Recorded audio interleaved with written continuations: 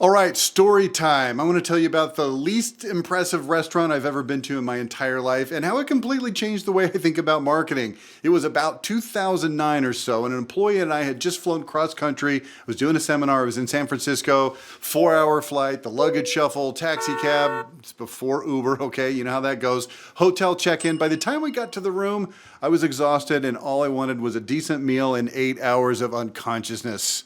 Lobby clerk informed us that the hotel restaurant was still closed. They were doing some kind of renovation or something, but room service was available. And I don't know, maybe it's just me, but I can never seem to get the smell of buffalo wings and burgers out of my hotel room after room service. So we asked about nearby dining options. Clerk told us that there was a Mexican restaurant within walking distance, less than a quarter mile away.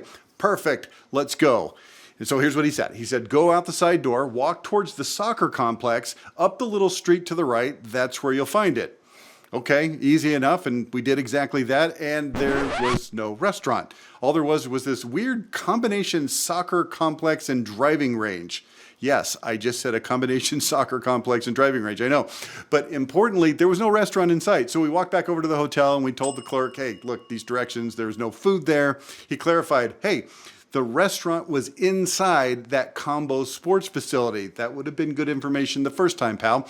Anyway, we were starved and we were desperately low on options, so we walked back up the little street, went to the right, inside the soccer facility, just past the golf clubs, and found what can best be described as a crusty indoor taco stand. There was no sign. Inside, outside, I mean, there's no wonder we missed it the first time. You couldn't tell that there was a restaurant in there. So we see this guy behind the counter. He's wearing a name tag that says Jose.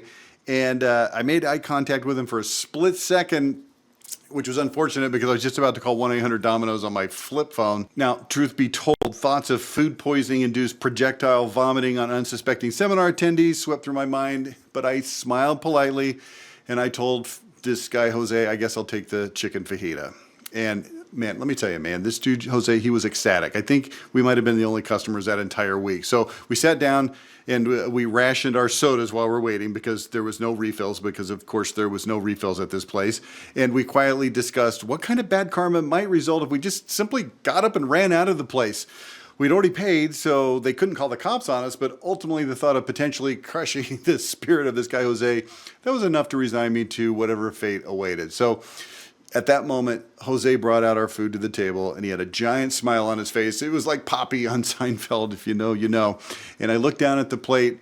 I didn't know what to think. I was simultaneously dazzled and puzzled, to use two double Z words at the same time.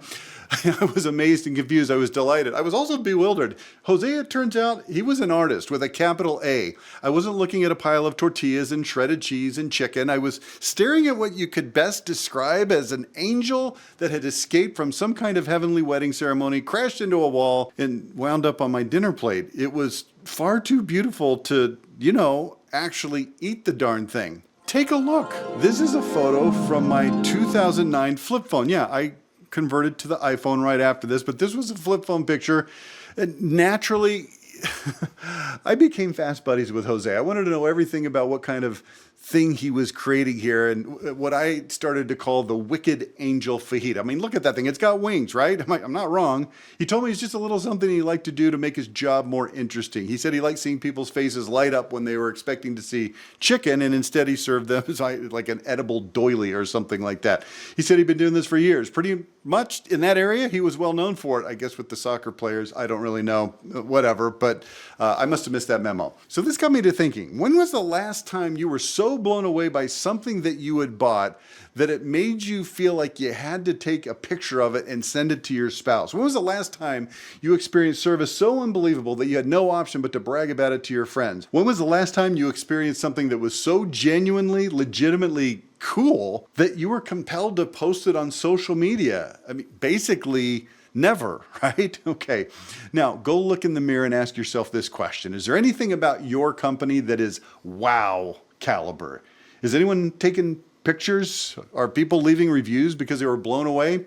Here's the thing about that story. At the end of the day, it was still just a freaking fajita. I ate it. It tasted exactly like a fajita, But man, that was a really cool fajita. And here's the good news. You're probably already close to having something that cool in your business. You just need somebody to help you see it. And you need to learn how to talk about it in a way that really resonates with people. And that's what we're here to talk about today. Now, before we get into it, I want to give you a simple framework that's going to be the spine of this entire 3-video series.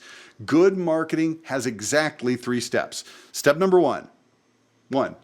Have something good to say. Number 2, say it well. And number 3, you have to say it often. I learned that from Jim Rohn years and years ago. That's it, 3 steps. And yet the vast majority of contractors are failing at all 3 simultaneously. Today we're going to dig into steps 1 and 2. Step 3, it's going to get its own video also. And trust me, you're going to want to watch that one. It involves a roadside attraction in the middle of South Dakota that has absolutely no business being as successful as it is. But that's another video for another day. For now, let's talk about what it actually means to have something good to say, and then how to say it in a way that doesn't make people's eyes glaze over or want to stab their ear holes with pencils or something like that. Today's topic is what I call identity, and it is the foundation, the backbone of everything that we do over here at Level 10 Contractor, and it should be the backbone of everything you do over there, wherever you are doing what you do from a marketing standpoint. Now, here's the definition of identity. Write it down if you want to. It's words, phrases, and images articulated with power, precision, and passion that instantly and definitively communicate who you are, how you're different and better, and what customers can expect when they do business with you. And that sounds pretty easy and simple and intuitive, right? Not really. There's a 50% chance that your company has an identity, but there's only about a 1% chance that you're actually communicating in a way that customers can understand and that's going to resonate enough that's going to move the needle. Right now, you're just rolling out a regular old fajita over there. They look good, but look, people like them, but nobody's going to remember it. I want to tell you about a hotel stay that changed the way that I think about marketing. That's hotel story number 2 coming up if you're counting. Many years ago, my wife and I decided to test our sanity by taking what turned out to be a 4,975-mile cross-country road trip in a silver Chevrolet 15-passenger van. And you might be asking, why did you have such a big van? Because I have a lot of kids, okay? I have 6 of them. At the time, my youngest was 6 months old. The oldest at the time was either 11 or 12, I can't remember. And I put all of them in a van and drove across the country. That was pretty stupid, but I did it, okay? After 2 days of driving, we were descending into the little community of Ogden, Utah. We started looking for a hotel. This was before you could check hotels on your phone, so we had to actually stop and ask if they had availability. So the first place that we found was a Holiday Inn Express, and it met my wife's basic requirements, which is not crusty. There was a wagon wheel in, I think there was a Howard Johnson's, and they were not going to do the trick. But this one, it looked relatively new. It had free breakfast, and it had a swimming pool because, little kids, they love to swim. So we checked in, and I noticed a sign on the counter. It was showing that Holiday Inn Express was the home of the Stay Smart Showerhead by Kohler. Okay, big whoop, right? There was a sign that had this picture of this big giant shower head, bigger, badder, bolder than any regular shower head could have ever hoped to be. I didn't pay that much attention, but I saw it there. It was just a sign on the counter. You know how it is, no big deal. When we got into the room, the kids immediately did what kids do. They started jumping on the beds. They turned on the TV, using the flipper, generally just wreaking havoc the way kids do when they've been cooped up in a van for 11 freaking hours in a row. So next to the TV, while all of this chaos is going on, I see on the dresser another sign, same shower head, and it invited me at my earliest convenience to check out the Stay Smart bathroom. And I thought, okay, I'll take a bite of that apple. Let me go check it out. So I walked into the bathroom, flipped on the light, and was met by number 3, a third sign. It was on the counter. It informed me that I was now in the Stay Smart bathroom, and they had many more pleasant surprises for me. It listed them on this sign, including a bowed out shower curtain rod. And, the bowed out shower curtain rod is the thing that, back then it was new shower technology. You see them all the time now, but it was the thing that keeps the shower curtain, like you don't want other people's naked touching you. So that was good. And then also it had oversized plush towels was the second thing. So I gave a little squeezer to the towels. I thought, okay, it's pretty nice towels. Third thing, guess what it was? It was these, third thing was designer toiletries. So I looked at these little bottles on the counter. This is not it, but I was looking at the bottles. It was looked like French or something. Very fancy shampoos and soaps. I thought, okay, that's pretty cool. But then the fourth thing, it was on the list here, was what? It was the Stay Smart Showerhead by Kohler. So I looked over at it, but the shower curtain on that bowed out shower curtain rod was closed. So I whipped it open and I could practically hear the angels singing as I witnessed the supernal beauty of the Stay Smart Showerhead by Kohler. You want to know how I knew that it was the Stay Smart Showerhead by Kohler? Because they put another freaking sign on it just to erase any doubt. The showerhead had 3 settings according to the sign: invigorating, revitalizing, and rejuvenating. So I did the only thing I could think of. I locked the door, I stripped down, turned on the water, and after careful consideration, I set it to rejuvenating. And I'm not going to lie, that was a very delightful shower. And then my wife, of course, started banging on the door, telling me, like, why are you taking a shower right now? The kids are starving. We need to go get some food. Get back out here. So it ruined the shower. But hey, that's the price of having 6 kids and a wife. But here's the question for you. What's the marketing lesson here? The hotel's campaign worked on a principle called confirmation bias. You've probably heard that term before, but let me help you out in this particular context. It means that people are going to tend to seek out and believe evidence that supports what they already believe, and they're going to tend to ignore evidence that goes against what they already believe. Now, here's what's interesting. In business, you can actually set your prospects and customers' beliefs for them and then supply them with the evidence to support those beliefs. And that's exactly what the Holiday Inn Express had done. They preconditioned me to believe that the showerhead was the greatest thing since sliced bread, okay? There was a sign in the lobby. There was a sign in the bedroom next to the TV. Remember, there was one on the counter, in the vanity, in the bathroom, and then, again, hanging from the flipping showerhead itself. By the time I actually got in the shower, I didn't just notice the showerhead, I interpreted every piece of evidence, the large size, the luxurious sounding settings, the water pressure. It was all proof that it was actually the greatest showerhead ever. And I noticed it, and I liked it. And here's the principle. You need to find and point at your showerhead. You probably have something in your business that is at least semi-awesome, don't you? Maybe something that's genuinely, legitimately impressive, but don't assume that because you're doing something great that your customers are going to automatically notice it and appreciate it and like it. Chances are they won't. And that's where marketing comes in. You have to figure out what your showerhead is, and then you have to point at it like crazy. If you do that, customers and prospects will begin to believe that it's everything that you're telling them it is. They're going to find evidence to support it. They're going to look for it. They're going to remember it.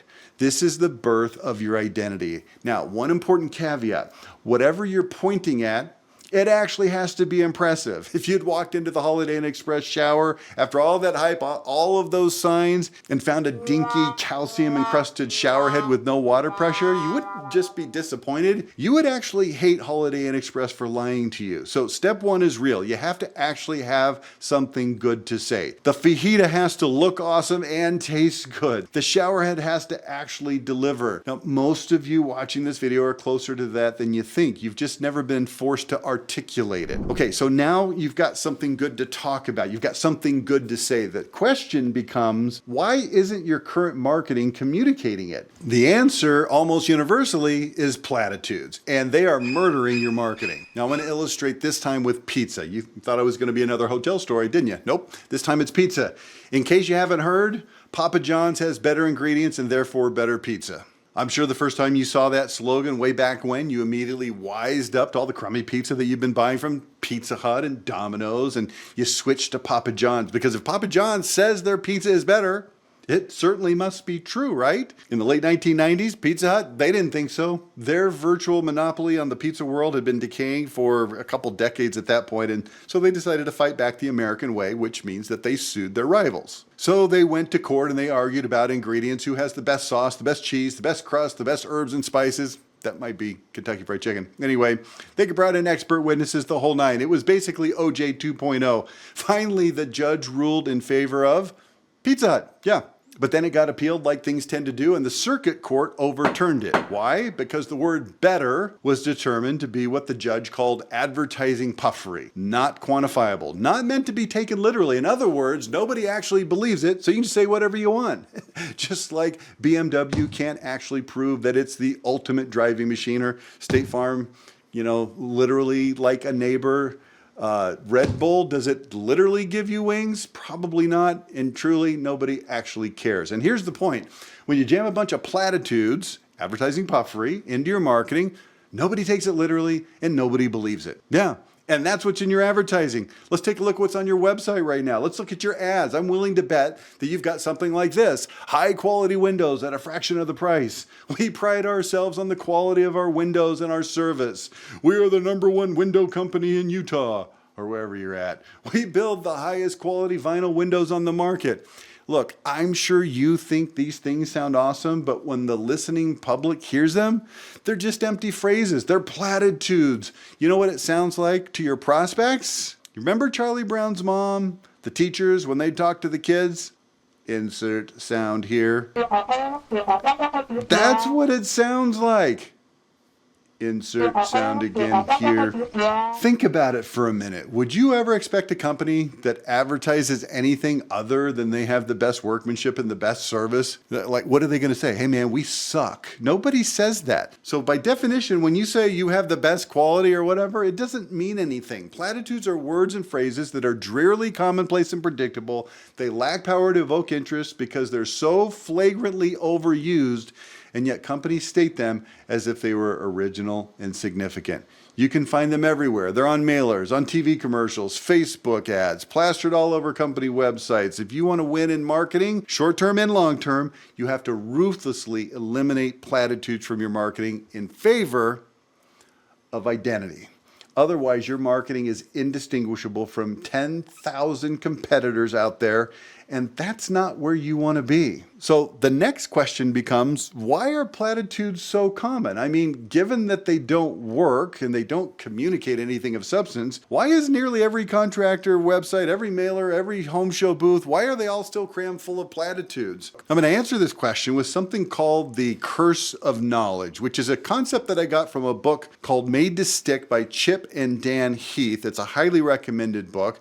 And here's what the curse of knowledge is. It says it's impossible to understand and see the perspective of not knowing something after you know that thing. Okay? Now I'm going to illustrate this by playing a game with you. I also learned this from that same book. Here's how the game works. I'm going to tap a song on this table with my knuckles, and you're going to try to guess what song it is. The only clue that I'm going to give you is that it's a traditional song, something that everybody knows, like Happy Birthday or Take Me Out to the Ball Game. It's not going to be literally those, just in that kind of realm. Okay, it's not going to be modern pop, no rock, no country, no Taylor freaking Swift. I'm going to tap the song. I'm going to ask you to, when I do this in seminars, I say raise your hand if you know it. Don't shout it out. Now you're probably just watching this by yourself, so let's go ahead and give it a try. I'm going to tap the song, and you're going to try to get it. Let's go. Ready?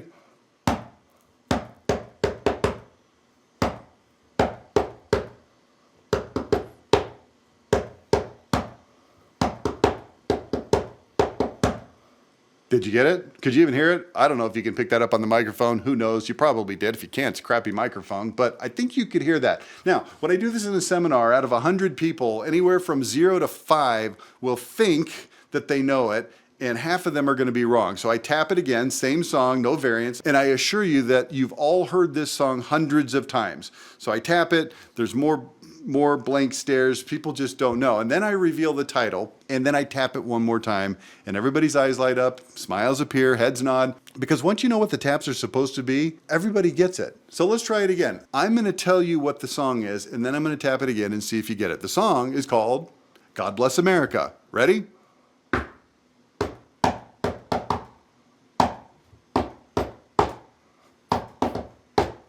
And guide her. Clearly, I'm not a singer, but you get the idea. Now, here's the thing, man. When you're the tapper, it's impossible not to hear the tune in your head as you're tapping it out. You hear it in full stereo sound with the orchestra, the words, everything. But as the listener, you only hear this sort of monotone, disconnected set of taps. You're only getting a tiny fraction of the information that's needed to, let's call it, decode the song. There's no notes, there's no words, there's no rhythms. It's just taps. This is the curse of knowledge. When you know something, it's nearly impossible to imagine what it's like to not know it. The result for us marketers is that we tend to impose our level of understanding on other people's intellect. Okay?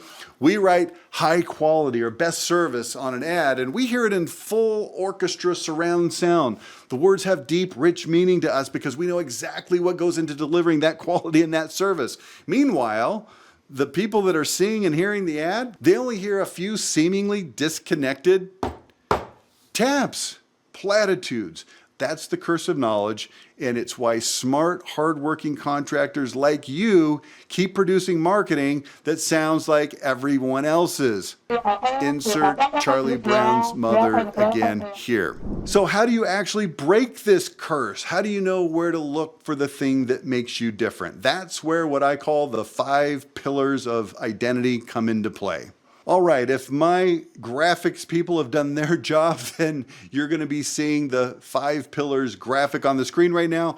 Every single thing, here, let me tap. Every single thing that makes your company genuinely different and better from your competitors lives in one of these 5 categories. Now, let me run through them real quick. Pillar 1 is your products. It's what you sell. It's the brands, it's the materials, it's the specs, it's more, is it stronger, more durable, more energy efficient? Does it look better? Does it come with a manufacturer warranty that others can't offer? That's all pillar 1. Pillar 2 is workmanship. That's how you install it. It's your standards, your processes, your attention to detail. Do you slow down for quality? Do you use your own crews instead of subs? Do you have install standards that go above and beyond what the other guys do? That's pillar 2.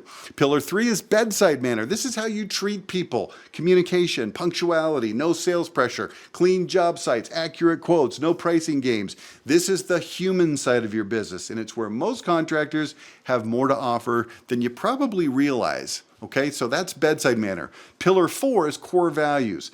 This is what you stand for. It's integrity, accountability, trustworthiness, financial stability. These are the principles that drive every decision you make, and they show up in ways that customers can actually see and feel. And then pillar 5 is culture and reputation. And honestly, this is just all the stuff that didn't conveniently fit into the other 4 pillars. It's your story, it's your origin, it's your community involvement, it's your online reviews, it's your awards, accolades, your employee spotlights. This is the DNA of your company, the stuff that makes people root for you. Together, all 5 of these pillars, they are the DNA of your company.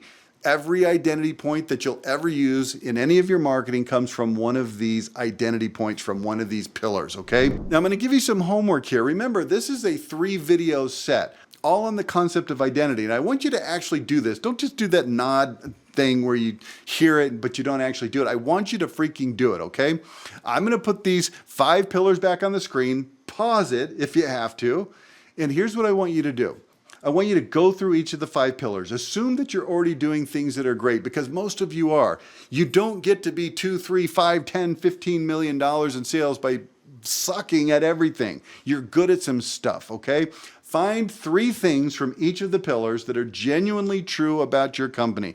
Things that you're legitimately proud of. Things that if a customer knew about them would make them more likely to choose you. That's going to be a total of 15 identity points. And I guarantee you, if you're honest with yourself, you've got at least 15 things that are worth talking about. Now, in the next video, I'm going to walk you through exactly how to take those identity points and turn them into actual marketing that actually works, how to prioritize them, know how much to use one versus the other. We're going to deep dive on the 5 pillars in the next video, and I'm going to show you how to find the story inside of each one and build the kind of language that stops people cold. But for now, let me show you what these kinds of things look like in the real world. So I'm just going to give you some brief examples. Here's the first one.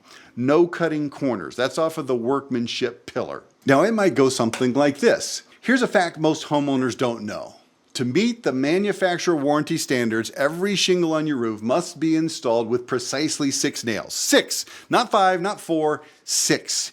Here's what some roofers do to save time and money. They cut corners and only use 3 or 4 nails per shingle. They save $20 to $50 on nails and maybe a couple $100 on labor. Sounds like a small thing, but here's what that means for you as a homeowner. Your roof's warranty is instantly void the minute they leave your driveway.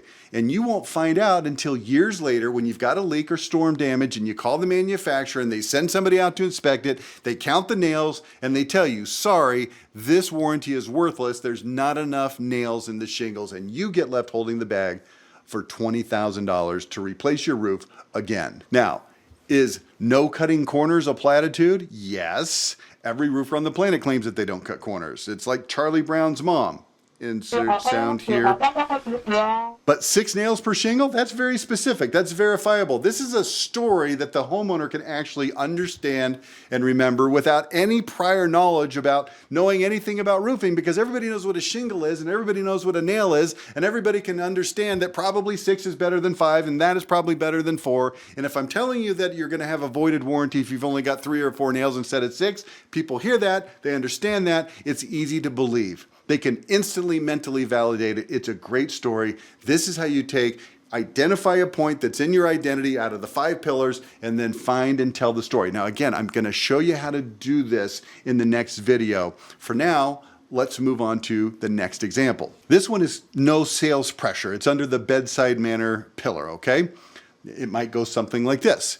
Here's something most homeowners have experienced at least once. You call a contractor for an estimate, and 2 hours later, you're still sitting on your own couch while some guy in a polo shirt runs through his 3rd closing techniques to try to get you to sign the contract before he leaves. Some roofing companies send their salespeople to week-long sales boot camps. They're literally trained in persuasion and compliance tactics designed to get you to commit on the spot. The FBI and CIA would be proud. They're going to stubbornly sit on your couch for 2 hours until you say yes. Now, here's what a no-pressure company says instead. Our entire visit only takes about 45 minutes to an hour. We're going to ask you some questions to find out what it is you need. We're going to show you some options, and then we're going to answer your questions and step back and let you decide. If you end up doing business with us, of course, we'd be honored. But if for any reason you decide not to move forward, we will part as friends. Fair enough? Think about what I just said. Is there a single platitude in it? No, it's specific. It's a story. I'm building a case. It's honest. It's different. It's immediately differentiated from every competitor who uses high pressure tactics. It makes them look like the bad guy without you having to ever say a word about them directly. That's identity. Let's go to example number 3. This is what I'm going to call no deposits. This is also under bedside manner. It's also part of core values, depending on what your core values are. And it might go something like this. Most roofing companies require a deposit. It varies, but it averages 30 to 50%, which means that you could be writing a check for thousands of dollars weeks before they even schedule your installation. Here's what's actually happening in a lot of cases. It's called deposit hopping. The contractor takes your deposit, and instead of holding it for your job, they use it to buy materials for a different job. One they already took a deposit on, but they've already spent the money. So now they need your money to cover that job, and then when it's time to do your roof, they're going to need to go find another customer to give them a deposit to cover your materials. It's a financial house of cards, and you're the one at risk. Here's what the alternative looks like, okay? Think about this. We're a financially stable company. We won't collect any deposit. You won't pay a nickel until the day the job starts and the materials for your roof have already been delivered to your home. Now notice what this does. It doesn't just explain what you do. It explains why other companies do what they do. It's storytelling. It makes it sound as sketchy as it actually is. Hey, if you do take deposits, no offense meant. I'm just telling you, I could market against you and I could win, okay? Confirmation bias is going to kick in. You've now set the standard. When every competitor comes into that customer's home and asks for a deposit, it's going to look risky. It's going to look sketchy. It's going to look really weird. We've actually produced a full TV ad around this exact concept and a radio ad around that 6 nails example too. In the next video, I'm going to play both of them for you and then show you how the same identity point translates across every marketing channel that you're using, whether it's your website, Facebook ads, home show banners, all of it. That's where this is really going to get fun. 3 different pillars that I just gave you 3 completely different identity point examples for, but the same pattern repeats itself every single time. Find the thing that you do that's genuinely better. Explain it in a way that a normal person can understand. Make it specific enough language that it becomes believable, and then point at that showerhead like crazy. That's identity. Okay, so let's bring this all together. We had the fajita story. We had the showerhead story. We have the platitude problem. Remember pizza? The curse of knowledge. 6 nails, no sales pressure, no deposits. They're all pointing at the same thing. Step 1, have something good to say. You probably already do. You just never have been forced to see it this clearly. Step number 2, say it well. That means eliminating platitudes and replacing them with specific, vivid, believable language that communicates your identity with power, precision, and passion. It tells your story. Here's the definition one more time because it's worth repeating. Words, phrases, and images articulated with power, precision, and passion that instantly and definitively communicate who you are, how you're different, why you're better, and what customers can expect when doing business with you. In the next video, we're going to get into the actual mechanics of building your identity from scratch. I'm going to show you the 5 pillars of identity. Again, I'll put that graphic on the screen, and I'm going to show you exactly how to find your quote-unquote shower head, okay? I'm going to help you name it and turn it into marketing that actually works. And in the video after that, we're going to talk about step 3, which is saying it often. I'm going to tell you about a roadside attraction in the middle of South Dakota. Like I said earlier, it has no business being one of the most visited tourist attractions in America. It's going to blow you away, and it's going to completely change how you think about frequency and repetition, saying it often. But that's for later. For now, go look at your website, go look at your last mailer, look at your Facebook ads, count the platitudes. Do it. I'll wait. My name is Rich Harshaw. This is Level 10 Contractor, and I'll see you on the next video.